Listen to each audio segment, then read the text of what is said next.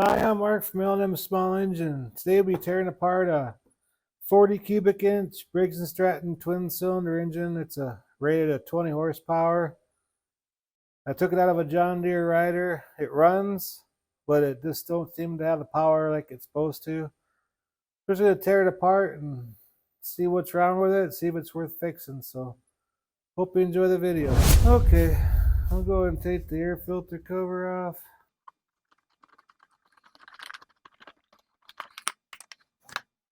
The air filter and everything is still really pretty clean.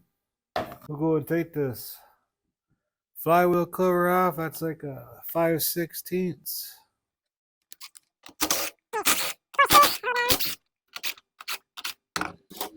And we'll take this top cover off. Them are all 3/8. And you don't gotta take the screws all the way out. Just bring them out like halfway.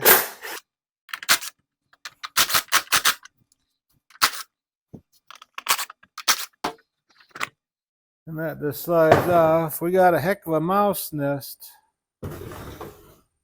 on this cylinder here. And that would overheat that side. Make it lose power. Because the fan on this plastic thing on the flywheel, that's your fan. And you have your housing on it. It sucks the air in on top. And it blows the cool air on these fins on your cylinders. That's what keeps these cool. But we'll still tear us apart, see if there's anything else wrong. But that definitely could be a problem right there. Take this fuel pump housing off. Get a 1/2 inch and we'll take this fan off. Go and pop it off. Now we need to find a socket that will fit that. There you go. It's 1.25 inches.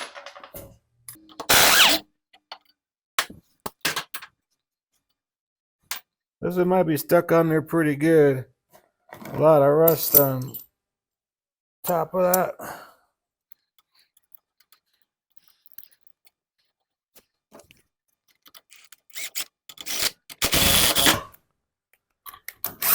Popped off easier than I thought.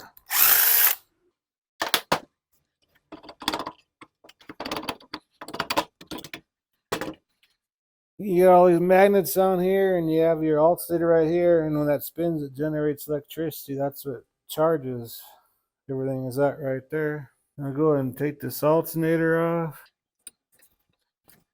It's a 1/4 inch.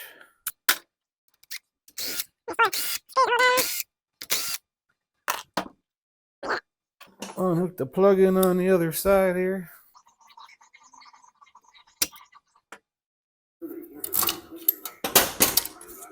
And that just pops right off there like that. Now we're going to take this cover here off. That's a Torx screw. So we can go ahead and take the starter off.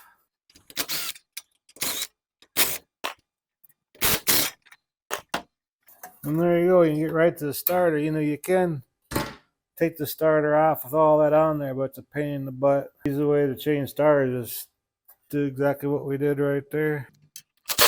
There's 2 bolts hold the starter on. Now we take our 2 coils off. That's 5/16.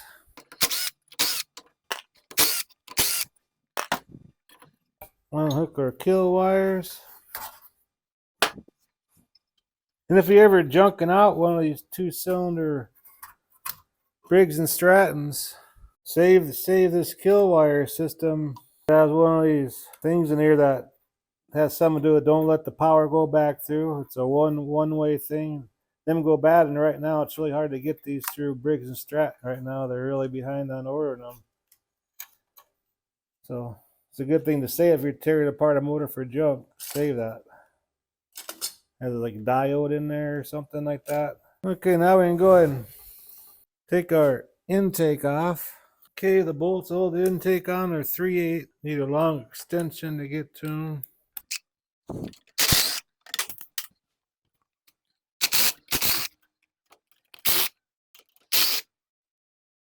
Unhook this back vent, crankcase vent. And just twist it around, hook that linkage off, and there's your intake and carburetor. Let me go ahead and pop these shields off next.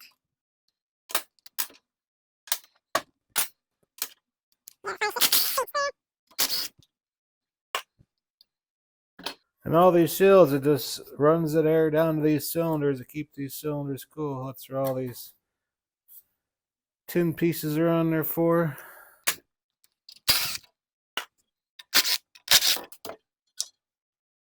Take off the voltage regulator. Now we can flip it on its back now. Now we got two 5/16 inch.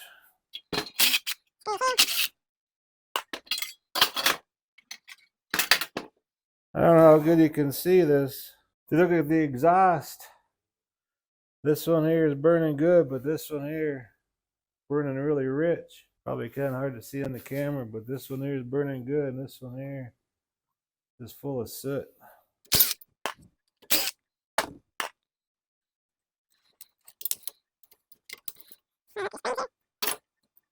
When you're rebuilding it, don't lose these springs. Big one goes on top, and little one goes on the bottom. Let's go and take these valve covers off.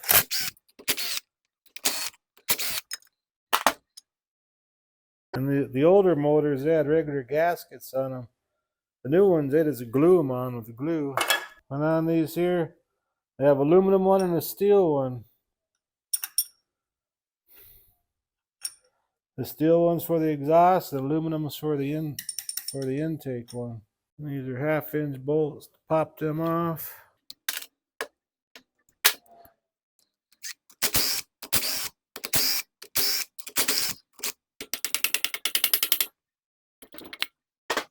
And there's your piston right there.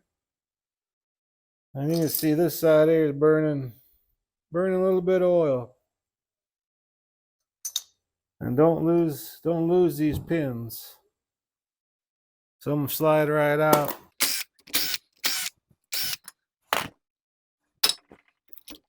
Same one this side. The aluminum one goes on the intake side and the steel one goes on the exhaust side.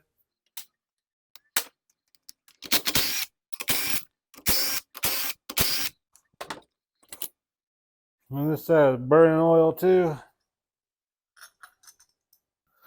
Well, I guess we can take the bottom of the motor off now.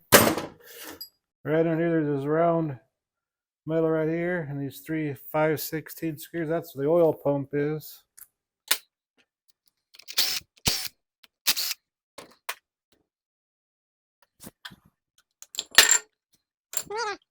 Oil pump right there. When it spins, it fills up these cavities full of oil, and it turns it and it creates pressure. And it pushes it around, and that's how you get that pressurized oil system on here. You can see here, this part here runs off your cam. Okay, we'll go ahead and take the bottom pan off. Them are all 1/2 inch.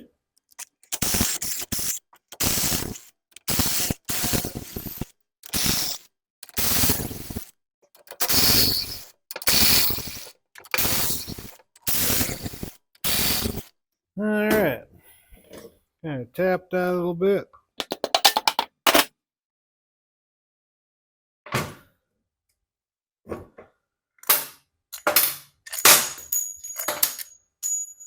Here's a little bit of aluminum in with the oil, but not too bad. You get the 2 marks. There's a mark on the crank and a mark on the cam. Get them lined up. And there's our cam there. The lobes look good. I thought maybe the lobes might have started wearing down while I wasn't having too much power. But as you can see, this lobe here is wore way down. And see, them two there come to a big point. Then on this other side, that one's good. And this one here is kind of rounded off. So I'll explain for a lack of power. That plus that mouse nest on top getting hot. Here's our lifters. Here's 2 for each side. And here's our governor gear. When it spins up, it pushes that up, runs on. Here's your governor, that right there. That's what regulates your speed so it don't rev up and blow up. Now we'll go ahead and take the pistons out. And when you're rebuilding them on the cylinder, there's a 2 and a 1 stamped in there. Then on the rods, there's a 1 stamped on there and a 2. If you can see, there's a 2 right there, so you don't get your rods and pistons mixed up. That's kind of cool what they did on these. 5/16, I believe.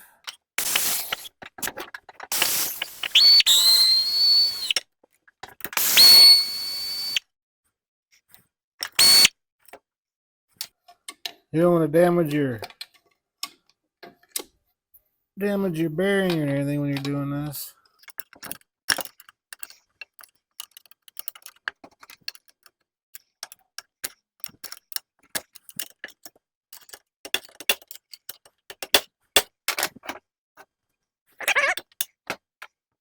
There could be a little ridge built up in that cylinder there.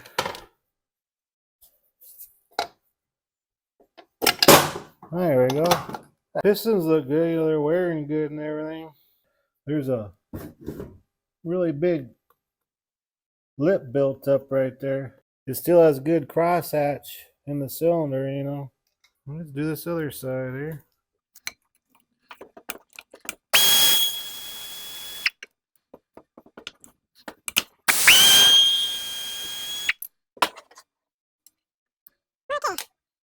Then always put your connecting rods and everything back on the same one if you decide to rebuild it.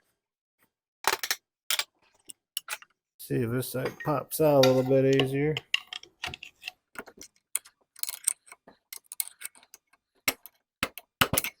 There's a little lip where that second ring is catching on.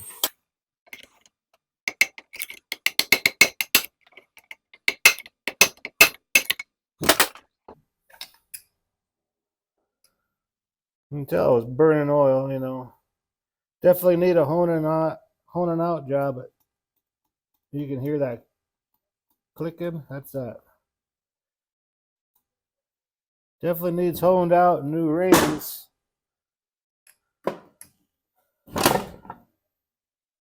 And there you go.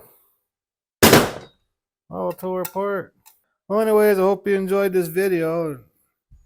As you look on the table there, a lot of parts to make an engine do its thing. Well, this is a 40 cubic inch, so nowadays they're pretty much all 44 and 49. So I don't know if I'm going to spend the money to rebuild it or not. I have to decide on that. There's nothing majorly wrong with it, other than it burns a little bit of oil. So, you know, hone it out a little bit and put new rings in there and new gaskets and seals and be up and going again. But anyways, thanks for watching. I appreciate it. You have yourself a good afternoon. Bye.